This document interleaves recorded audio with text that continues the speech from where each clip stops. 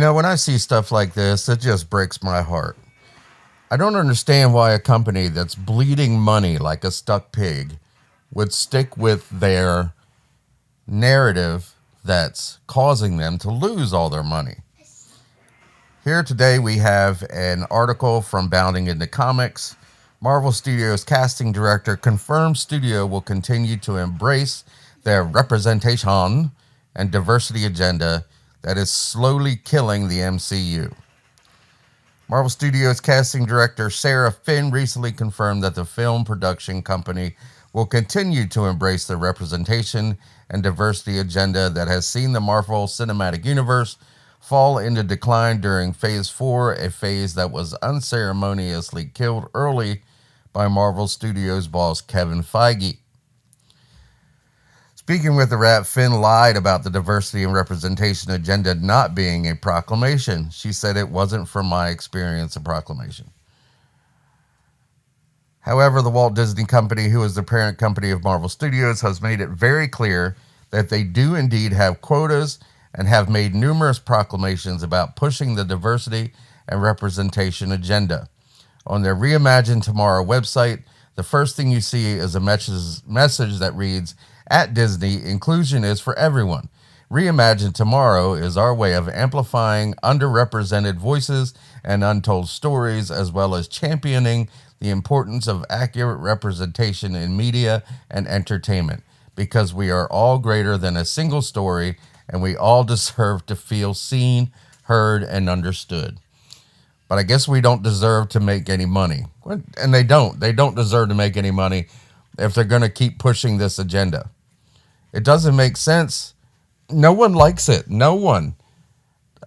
I guess there's people on the left that do. The social justice warriors, they're just jumping up and down with joy, I'm sure. But if you can read here on Facebook, which is where I saw the article to begin with, just some of the comments. "You're going to fail. Just another reason not to watch Marvel or Disney. Don't go woke libtarded movies. I would rather keep my money. I pretty much gave up on Marvel when there was a fat Thor." Well, I thought the fat Thor that kind of fit in with the story.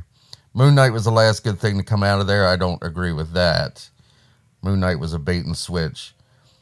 The problem isn't diverse representation, it's subpar writing." No, it's the representation. They just keep coming up with this junk and putting it out there. This is Miss Marvel. It was the lowest rated show on Disney Plus. No one wanted to see it. And there's a movie coming out, The Marvels, where she's going to be front and center. So how much money do you think that movie's going to make? It's got Captain Marvel in it, played by Brie Larson, who the only reason that her movie was made any money was because it came out right before Avengers Endgame. And people thought they needed to see it simply so they could continue the storyline that was going to be shown in Avengers Endgame. And that just wasn't true.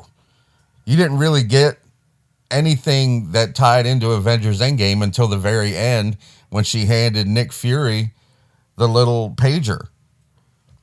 So there was really no reason to see that, but people didn't know that. So they went out and the movie made over $1 billion, which that kind of sucked for everybody else because it made the bigwigs at Marvel think that people wanted to see a female-led superhero movie. Well, they probably did. They probably wouldn't have minded Captain Marvel, but they just don't like Brie Larson.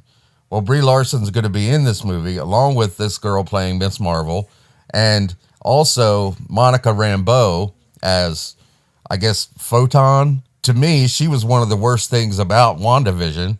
So who the hell is going to care about this movie? I have no idea. I don't think that movie is going to make any money. And at the same time, you had this actor, Kumail Nanjiani. He was a star of the Eternals. And he's saying that people don't want to cast non-white actors as villains. And he's right. Because if Hollywood casts a non-white actor as a villain, then the social justice warriors are going to jump all over them for doing racial stereotypes, I guess, and being mean to people of color. You can't cast them as villains now. You can't. The only person that you can cast as a villain now is a straight white male, because in reality, they're the bad guys to these people. Straight white males are the bad guys. So they're just going to continue to keep making their crap, and they're going to keep pushing their diversity. They're going to keep pushing their representation. They're going to make the MCU all female, and hopefully they're just going to lose all their money. I really hope now at this point, for a while I was hoping that they would see their mistake and turn things around. But now I just hope that they completely go with the representation and completely go with the diversity, and they completely lose all of their money. And that would just be so funny, because someone will take over. So they'll have to sell off the Marvel properties. They'll have to sell off the Star Wars property, and hopefully whoever buys it will take over and make it the right way and bring things back to the way that they used to be. I hope you liked the video. If you did, don't forget to like, share, and subscribe. Ring the bell for notifications, and I will see you next time.